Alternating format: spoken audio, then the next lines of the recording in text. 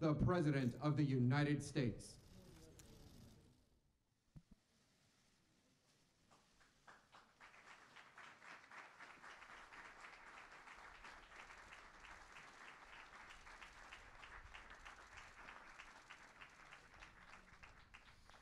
Thank you very much, my fellow Americans.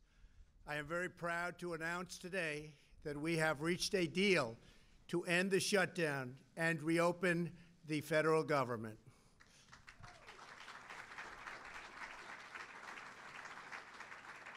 As everyone knows, I have a very powerful alternative, but I didn't want to use it at this time. Hopefully it will be unnecessary. I want to thank all of the incredible federal workers and their amazing families who have shown such extraordinary devotion in the face of this recent hardship. You are fantastic people. You are incredible patriots. Many of you have suffered far greater than anyone but your families would know or understand. And not only did you not complain, but in many cases, you encouraged me to keep going because you care so much about our country and about its border security. Again, I thank you. All Americans, I thank you. You are very, very special people. I am so proud that you are citizens of our country. When I say, make America great again, it could never be done without you. Great people. In a short while, I will sign a bill to open our government for 3 weeks until February 15th. I will make sure that all employees receive their back pay very quickly or as soon as possible. It'll happen fast. I am asking Senate Majority Leader Mitch McConnell to put this proposal on the floor immediately.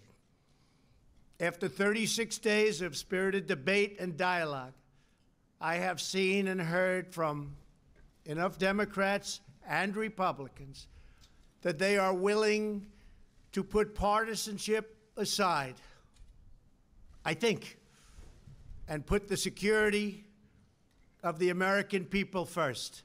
I do believe they're going to do that. They have said they are for complete border security, and they have finally and fully acknowledged that having barriers, fencing, or walls, or whatever you want to call it, will be an important part of the solution. A bipartisan conference committee of House and Senate lawmakers and leaders will immediately begin reviewing the requests of our Homeland Security experts, and experts they are, and also law enforcement professionals who have worked with us so closely. We want to thank Border Patrol, ICE, and all law enforcement. Been incredible.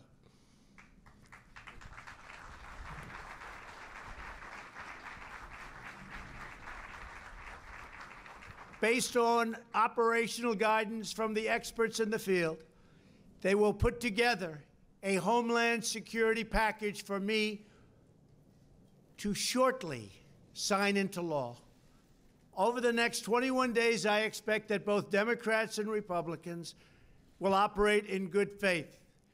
This is an opportunity for all parties to work together for the benefit of our whole beautiful, wonderful nation. If we make a fair deal, the American people will be proud of their government for proving that we can put country before party. We can show all Americans and people all around the world that both political parties are united when it comes to protecting our country and protecting our people. Many disagree. But I really feel that working with Democrats and Republicans, we can make a truly great and secure deal happen for everyone. Walls should not be controversial. Our country has built 654 miles of barrier over the last 15 years, and every career Border Patrol agent I have spoken with has told me that walls work. They do work. No matter where you go, they work. Israel built a wall, 99.9% successful. Won't be any different for us. They keep criminals out. They save good people from attempting a very dangerous journey from other countries, thousands of miles, because they think they have a glimmer of hope of coming through. With a wall, they don't have that hope. They keep drugs out, and they dramatically increase efficiency by allowing us to patrol far larger areas with far fewer people. It's just common sense. Walls work. That's why most of the Democrats in Congress have voted in the past for bills that include walls and physical barriers and very powerful fences. The walls we are building are not medieval walls. They are smart walls designed to meet the needs of frontline border agents and are operationally effective. These barriers are made of steel, have see-through visibility, which is very important, and are equipped with sensors, monitors, and cutting-edge technology, including state-of-the-art drones. We do not need 2,000 miles of concrete wall from sea to shiny sea. We never did. We never proposed that. We never wanted that, because we have barriers at the border where natural structures are as good as anything that we can build. They're already there. They've been there for millions of years. Our proposed structures will be in predetermined high-risk locations that have been specifically identified by the Border Patrol to stop illicit flows of people and drugs. No border security plan can ever work without a physical barrier. Just doesn't happen. At the same time, we need to increase drug detection technology and manpower to modernize our ports of entry, which are obsolete. The equipment's obsolete. They're old. They're tired. This is something we have all come to agree on and will allow for quicker and safer commerce. These critical investments will improve and facilitate legal trade and travel through our lawful ports of entry. Our plan also includes desperately needed humanitarian assistance for those being exploited and abused by coyotes, smugglers, and the dangerous journey north.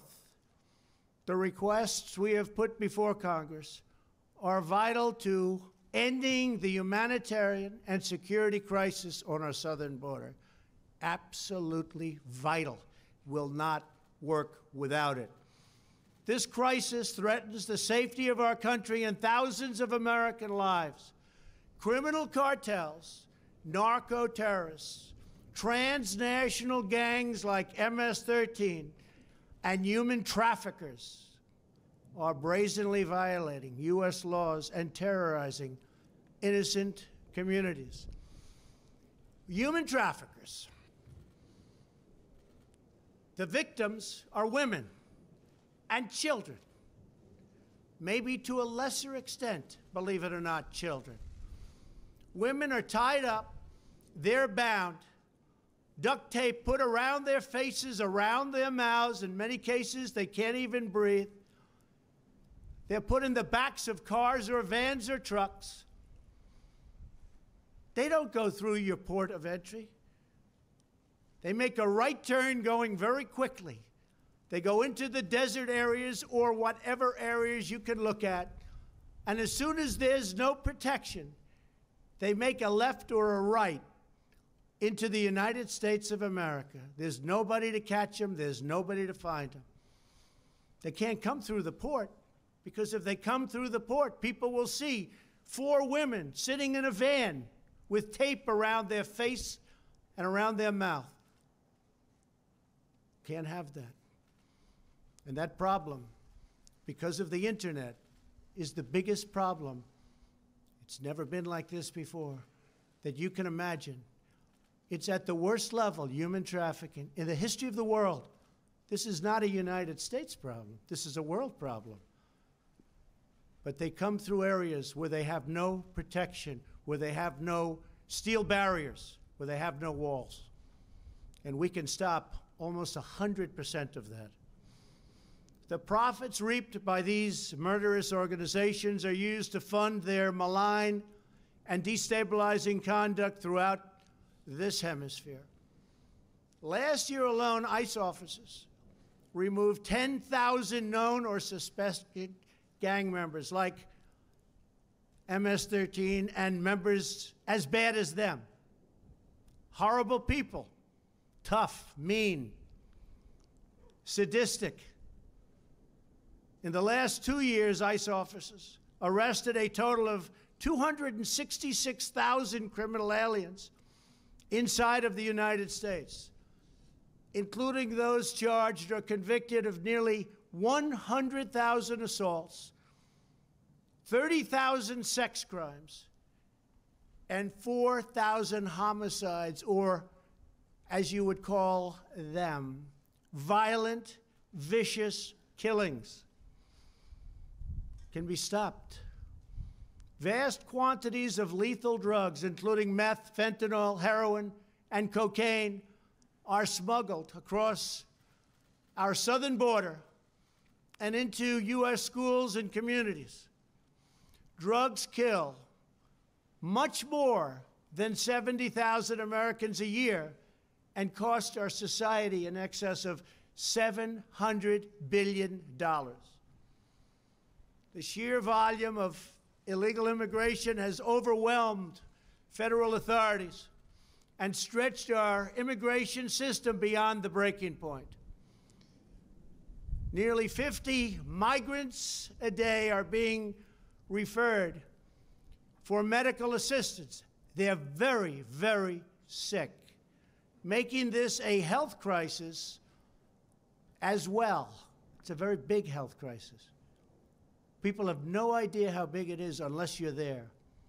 Our backlog in the immigration courts is now far greater than the 800,000 cases that you've been hearing about over the last couple of years. Think of that, though. 800,000 cases because our laws are obsolete. So obsolete. They're the laughing stock all over the world. Our immigration laws, all over the world, they've been there for a long time, are the laughing stock all over the world. We do not have the necessary space or resources to detain, house, vet, screen, and safely process this tremendous influx of people. In short, we do not have control over who is entering our country, where they come from, who they are, why they are coming. The result for many years is a colossal danger to public safety. We're going to straighten it out. It's not hard. It's easy if given the resources. Last month was the third straight month in a row with 60,000 apprehensions on our southern border. Think of that. We apprehended 60,000 people. That's like a stadium full of people, a big stadium. There are many criminals being apprehended, but vast numbers are coming because our economy is so strong. We have the strongest economy now in the entire world. You see what's happening. We have nowhere left to house them and no way to promptly remove them. We can't get them out because our laws are so obsolete, so antiquated, and so bad. Without new resources from Congress, we will be forced to release these people into communities, something we don't want to do, called catch and release. You catch them. even if they're criminals. You then release them. And you can't release them from where they came. So they go into our country and end up in places you would least suspect. And we do as little releasing as possible, but they're coming by the hundreds of thousands. I have had 0 Democrat lawmakers volunteer to have them released into their districts or states, and I think they know that, and that's what we're going to be discussing over the next 3 weeks. The painful reality is that the tremendous economic and financial burdens of illegal immigration fall on the shoulders of low-income Americans, including millions of wonderful, patriotic, law-abiding immigrants who enrich our nation. As Commander-in-Chief, my highest priority is the defense of our great country. We cannot surrender operational control over the nation's borders to foreign cartels, traffickers, and smugglers. We want future Americans to come to our country legally and through a system based on merit. We need people to come to our country. We have great companies moving back into the United States. And we have the lowest employment and the best employment numbers that we've ever had. There are more people working today in the United States than have ever worked in our country. We need people to come in to help us on the farms and with all of these great companies that are moving back. Finally, they're moving back. People said it couldn't happen. It's happening. And we want them to enjoy the blessings of safety and liberty and the rule of law. We cannot protect and deliver these blessings without a strong and secure border. I believe that crime in this country can go down by a massive percentage if we have great security on our southern border. I believe drugs, large percentages of which come through the southern border, will be cut by a number that nobody will believe. So let me be very clear. We really have no choice but to build a powerful wall or steel barrier. If we don't get a fair deal from Congress, the government will either shut down on February 15th again, or I will use the powers afforded to me under the laws and the Constitution of the United States to address this emergency. We will have great security. And I want to thank you all very much. Thank you very much.